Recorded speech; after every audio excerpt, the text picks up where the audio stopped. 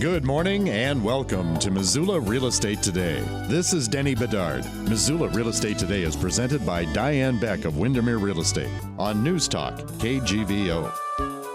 Well, first we want to wish you a happy and meaningful Memorial Day weekend, and thank you for joining us. Our returning guest, it's been 5 months or so, but it's nice to have Webb back. Webb Brown is the CEO of Montana Regional Multiple Listing Services, the MRLS. Webb, welcome back to the show. I imagine you've been pretty busy. Hey, thank you. No, I appreciate it. And I appreciate the mention of those who have served. Thanks them for their service. Yeah. Well, the get reacquainted part, what is the MRLS, and how'd you become the CEO? Well, the roundabout. Never know what things life is going to hand to you, right? Yeah. The Regional Multiple Listing Service actually is based on 6 of the local associations of realtors in the western part of the state who had their own MLS prior to deciding, better to join forces and merge. So Kalispell and Missoula area got together first, and then a couple, 3 years later, I guess, Helena and Great Falls and Butte joined in, and then just not long after that, the Bitterroot Valley as well. So it really is built on an existing base of a very successful multiple listing service, but it's the efficiency and of scale, I guess, that prompted them to start talking about getting together. And then, quite frankly, we'll talk a little bit about this maybe too later, but all of the real estate agents and the offices, brokerages, and others would have to join these separate MLSs and basically accomplish the same thing. So it gives a bigger market and one entry point to it, and I think that's a big part of what prompted it. When they got together and all 6 were formed, they decided, we can't just do this kind of on a loaned executive basis anymore. It's just too much work to do. So they decided to hire separate staff, and I was the first CEO that was hired. I had been the director of the State Chamber of Commerce for 20 years and retired, and was looking for something to occupy my time, and man, did I ever find it. Yeah, so, that's what I was thinking. It's so much for retirement, right? But no, it's great. I love it, and it's been a great opportunity. We do have 3 other staff. We have a tech director that does most of the technical stuff related to the listing service itself, and then administrative staff, another person here in Helena, and a person in Missoula, and then our tech director is actually in Kalispell. So, Denny, it's kind of interesting because of the trend of how things are going here. We're all remote now. We actually had an office space and had a physical office up until about January, and we just thought, we're a tech company. We really don't need physical space. We're all online, so we terminated our lease, and we're completely remote now. So it's been a little bit of a change, but with the last year, everything has been upset and turned upside down, and we've done different things as well. So we still get together, on team basis and Zoom with each other, and the staff keeps in touch. So I think we're accomplishing what we've always done, just in a different way. Well, speaking of those types of folks, Webb, your support team, there is a MLS Board of Governors. I hope that's what we call them. Yep. All of whom I glanced at it quick. They all appear to be in the real estate industry. Why is that board important, and how do you interact with each other? And I mentioned earlier that I came from the chamber world, which I certainly knew about the real estate industry, but did not know anywhere near the details. So they are the eyes and ears and experience, the 3 E's, I guess, if you will, for me to rely on, because it is their industry and they do know it, and they also know the people within it, as well as the rules and regs and that sort of thing too. So it's very important for me to have that base of folks who I can rely on to give the guidance as we go forward. I don't know how to run an organization. I've run my own businesses and run associations and others in the past, so I can do that part of it, but knowing the intricacies of the real estate industry, just rely very heavily on them.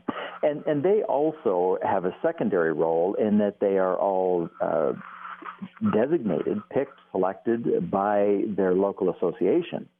Those 6 associations are the members, owners of this. It's a for-profit company.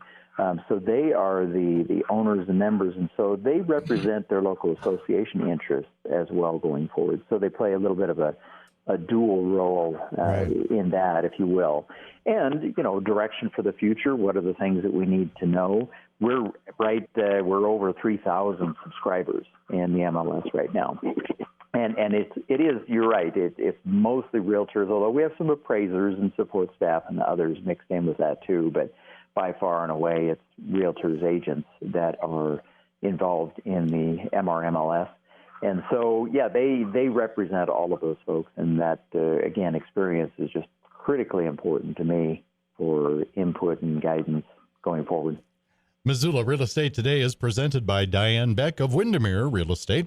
And our guest is Webb Brown. Webb is the CEO of the MRMLS, the Montana Regional Multiple Listing Service. Webb, I believe you already pointed this out, but Montana real estate agents and or agencies, they do have to be members, correct? Yeah, if they have to be members of the National Association of Realtors to be called a realtor, actually first, and then they do need to have that membership before they can apply to the MLS and utilize our services. So there's a few little variances in there, but by far and away, everybody needs to be in.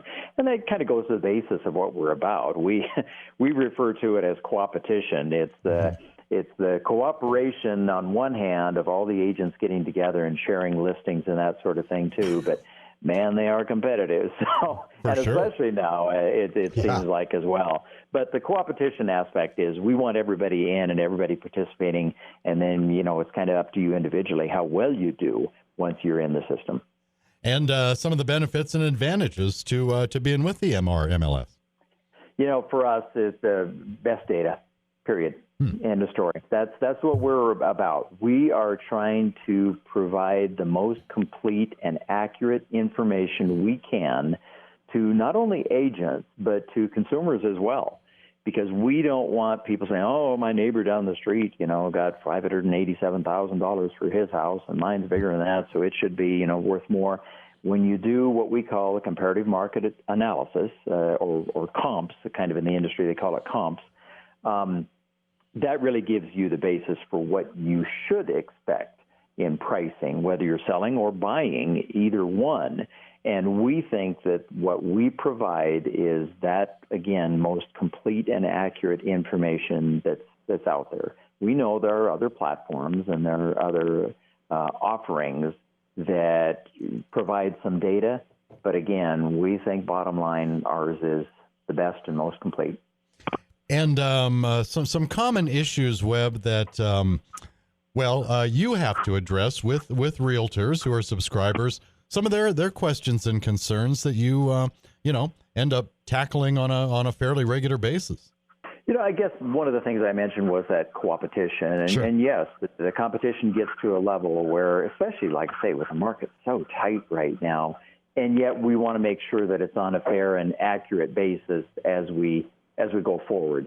So we're trying to provide that common ground that we can give that fair level playing field for everybody.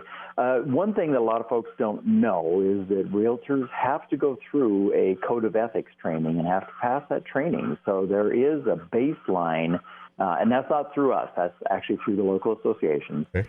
But they have to, again, have that before they can participate in our program. And then we have rules and regulations that define what they are able to do, how they're able to do it. And actually we have a violation system and a fining system to fine folks who don't follow those rules and regulations.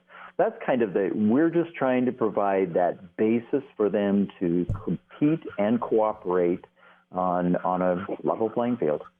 Well, I think you kind of just answered my next question, but I'll ask you to elaborate a little bit as far as benefits to buyers and sellers when they are working with agents who are part of the MRMLS. Yeah, no, it's that data. I mean, you can rely on the information that we're giving as being the best that's available. Now, again, we go across the whole state. I think right now, I just looked earlier, there's 5,000 active listings in our database right now. And even though we're the Montana Regional and primarily in the western part of the state with the towns and communities that I listed earlier, we've got a listing over in Fairview. I mean, you can't get any closer to the North Dakota border than Fairview. So we do have listings all over the state. So when we compile that data, we feel we are giving you a very solid background so that buyer and seller, again, you can hear from your neighbor or your brother-in-law what they sold their house for, but when it comes down to the actual data that's been pulled together by, again, these 3,000 subscribers that we have, you can pretty well rely on that. And then access to the market. When you're in the MRLS, again, 5,000 listings right now, that's a pretty good reach across the state and definitely in the region as well. So the benefit to the buyer and seller is that you're reaching a lot of folks. Right. Online, like I say, tech companies, so we're online along with all the others. You don't have to go back to the old 3-ring binder and leaf through the listings. It's actually the available to mostly anybody. I didn't mention earlier, but our website is www.406mls.com.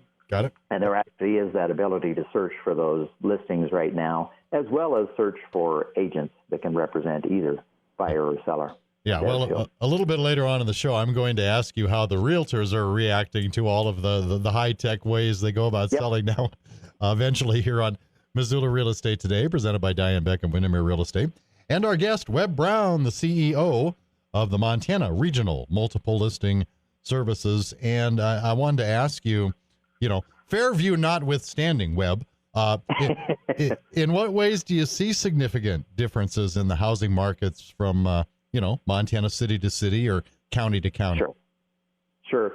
And, obviously it's what the variance has been in the past. The more rural areas and probably more eastern you go in the state, the price will be different. But every place, all the prices are going up. Yeah. So, that's a commonality across the board. You're always going to have differences of, folks maybe not wanting to pay as much when they're more remote and may not have internet access and those sort of things now.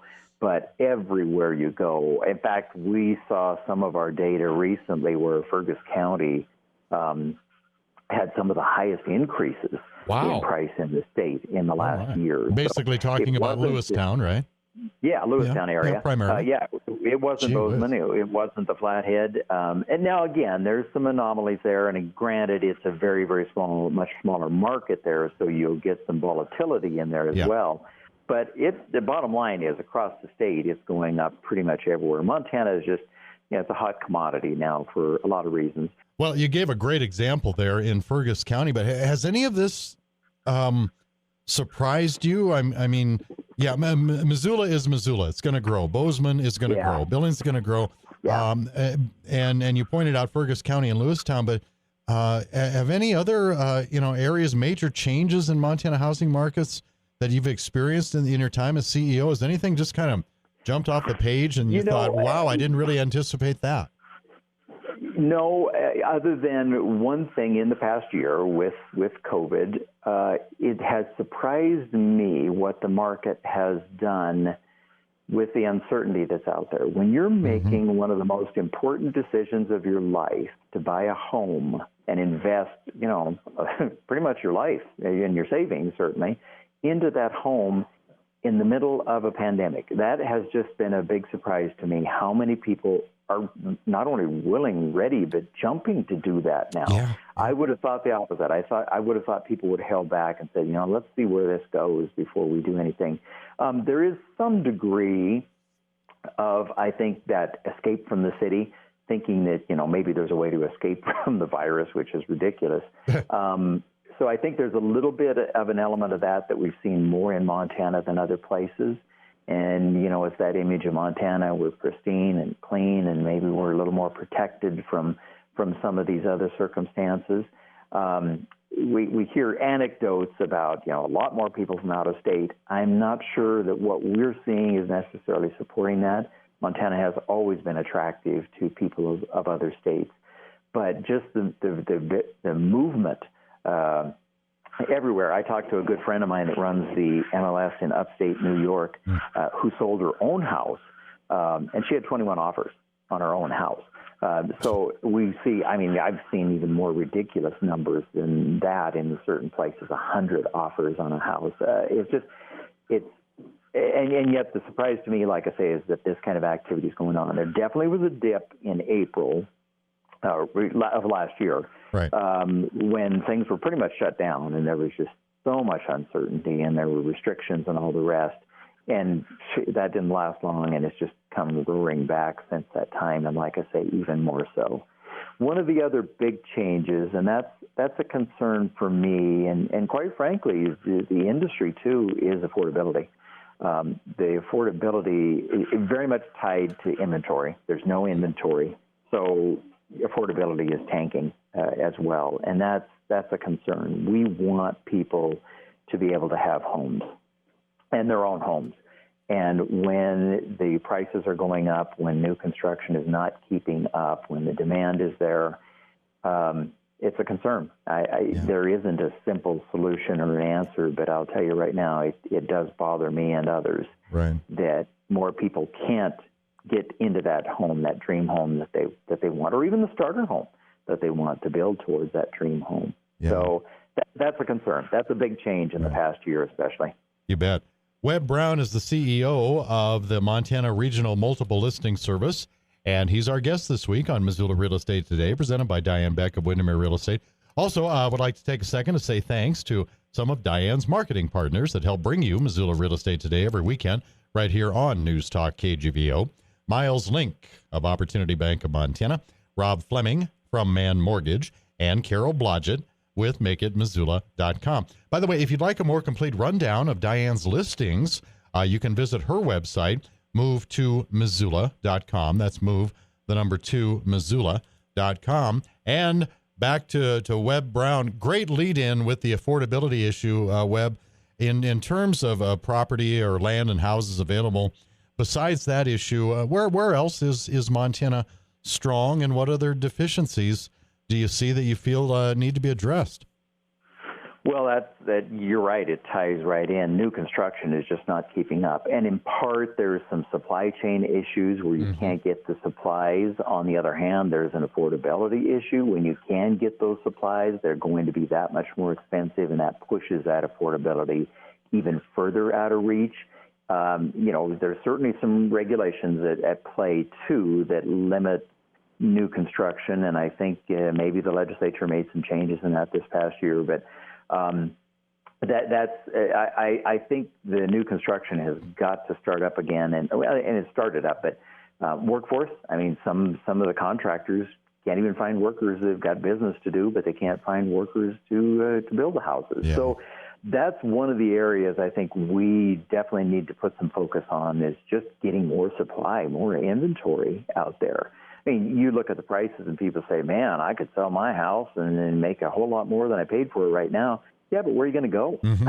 Yeah, you're going to turn around and be looking at a higher priced place to go to, and unless you're moving like me into your RV every weekend or so, you're not. It isn't going to help you in the long run. So we've got to have some more inventory on the market, and there may be some creative ways to do that. I see some things where they're converting other properties, extended stay hotels and old malls and things into some housing units, and that's actually, I think, a good idea as we go forward. But that's where I see, Montana just has this attraction, and people want to be in Montana, and we've done a lot of things, I think, to make Montana more attractive, from, just as I said earlier, the internet availability and other things, infrastructure.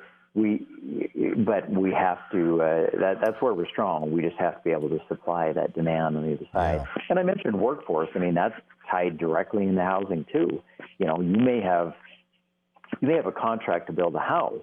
You may have workers who are willing to do it, but if they can't move to your area and find housing, they're not going to be able to. So it's a little bit of a vicious circle there, but we'll get there. We just have to build some more homes, I think, is one of the answers as we go forward. Well, and if you look at sales trends for most of the counties in western Montana that you represent in, let's say, the past 6 months since the time you were last on the show, what are those numbers saying to you? My guess is you look at all of that, and you do that for a living, look at that every day, And you're probably thinking, man, I don't see anything that indicates there's any slowing down. No, exactly. No, you're exactly right. People say, well, it's a bubble that's going to burst. Well, I don't know when, because you tie these other factors into it. You've got the inventory issues, which is low inventory, and you've got, on the other hand, strong demand. You've got low interest rates, so it's not hard to get in. Well, I wouldn't say it's not hard to get into a mortgage, but it's not expensive to get into a mortgage now. You've got people who are ready at this point in life to move, where, we are much more thinking of being a remote or a mobile society now. So yeah, let's pick up and move to Montana, or let's move to another part of Montana as well. So I don't see changes in the near future in that. Like I say, even inventory, new construction takes a while. It's just not going to be available, and you can't put your house on the market if you don't have somewhere else to move either. I think it'll stay this way for a while, actually. Yeah, and I think that probably manifests itself in terms of a seller's mentality. You pointed out, a seller says to you, I could make a killing on my house right now, but where am I going to go? And I would think that in part some of the mindset is, well, what's my hurry?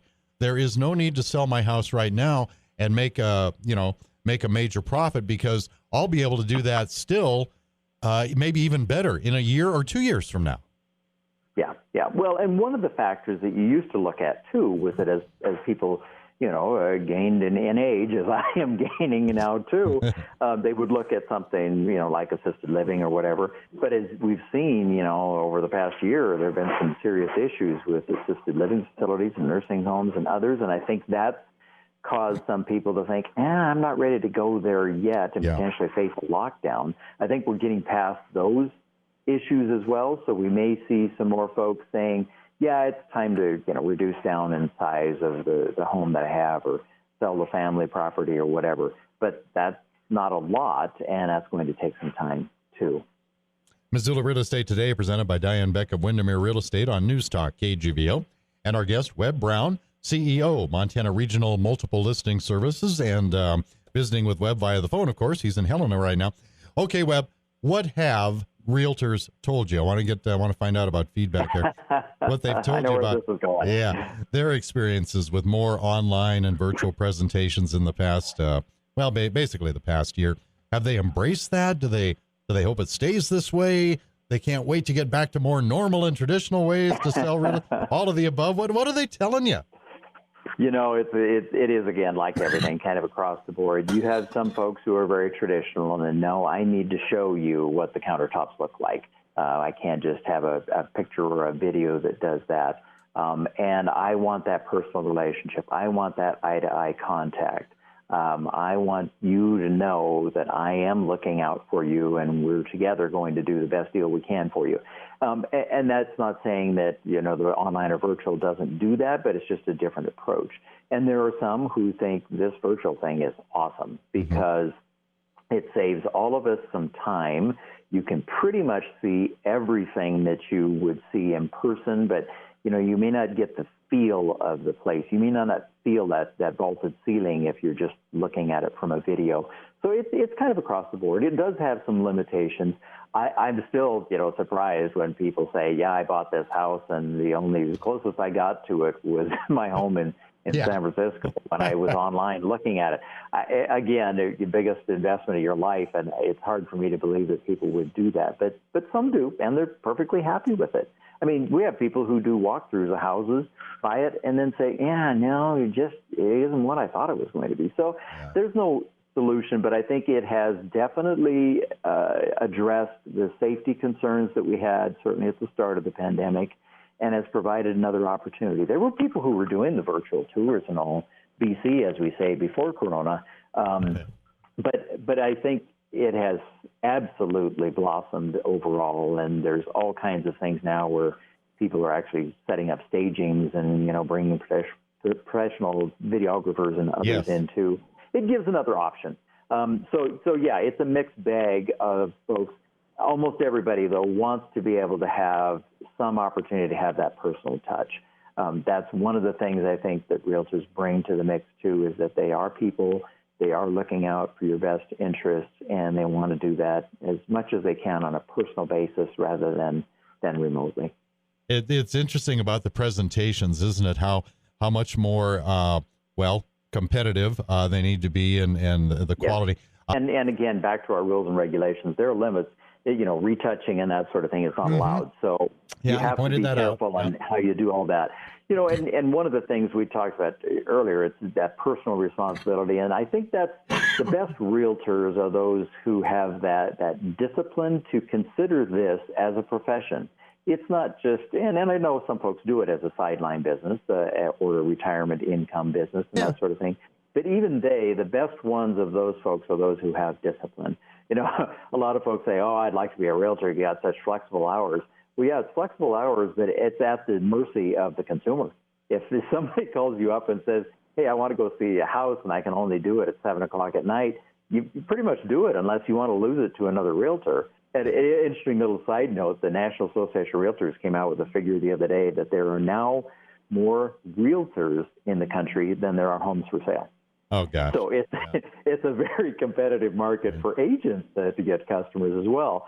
So if you don't have that discipline, if you aren't providing that good service, that professionalism, and your reputation, I mean, we know how easily that can be damaged. If you aren't watching your reputation, then you're pretty much going to be toast. So I think, I got to hand it to the folks who take this on and commit to it and do a good job at it. They absolutely are professionals. And at the same time, folks who are still very committed to their community. I think of Missoula, and, a lot of conversation about skyrocketing rates and all the rest. Mm-hmm. We've had some very creative ideas of people who have tried to make sure that local buyers are getting the best option they can, even auctioning some properties, not auctioning as the highest bidder, but a drawing, I guess, is a better term. So that, no, your price is going to be guaranteed. You're not going to be outbid, but we want local bidders and local buyers to be able to have a shot. And I really respect that those folks are looking out for their community, too. Yeah. You've been on the show a couple of times, so, I always like to ask about success stories. Anything stand out that you found particularly rewarding recently during your time as CEO of MRLS? It's interesting because we've got a lot of new agents coming on and kind of stars in their eyes and dollar signs in their eyes for some of them as well. And then after a few months, it's like, man, I didn't think it was going to be this hard or it would be so competitive or all the rest. And yet there are, but even those folks, I mean, that's an experience and that's an outfitter for them. And the best ones say, okay, I'm going to go talk to an experienced realtor and learn more from them or go to more training through my broker or whatever it may be. But then you also have folks that say, I worked my tail off and finally after, 6 months, I got that first big sale and it's just so rewarding to be able to do that. I think, I look at the part of the success stories is that entrepreneurial spirit. I mean, the realtors are pretty much on their own. Yes, they sign up with a broker and they have arrangements and agreements, but you're pretty much on your own, an independent contractor for the most part. And the other thing that I like about that is that a lot of women are involved in this industry and they are their own boss. It's a great industry for women to be able to be extremely successful, as they should be in any industry. But I think this is a great example. Young folks can start out, be very successful. Folks who are, leaving a career after many years can start out, be very successful. It's a world of opportunities in there. I know it's a tight market right now and tough, but it's very much on your own. You are deciding your future in this industry. Before I let you go, let's revisit the best way to find out more about the MRLS as far as contact information, the website, and everything. You bet. www.406mls.com is the website. Mm-hmm. Phone number 752-0416. Always happy to chat with folks about all of this. Or just email me, Webb, W-E-B-B, @406mls.com, and love to keep up with this. Thank you for what you do and informing folks and letting me be a part of it. Our pleasure. Webb Brown, CEO of Montana Regional Multiple Listing Services, this week's guest on Missoula Real Estate Today. Webb, thank you. We'll talk again soon, I hope. You bet. Thank you for listening to Missoula Real Estate Today, presented by Diane Beck of Windermere Real Estate.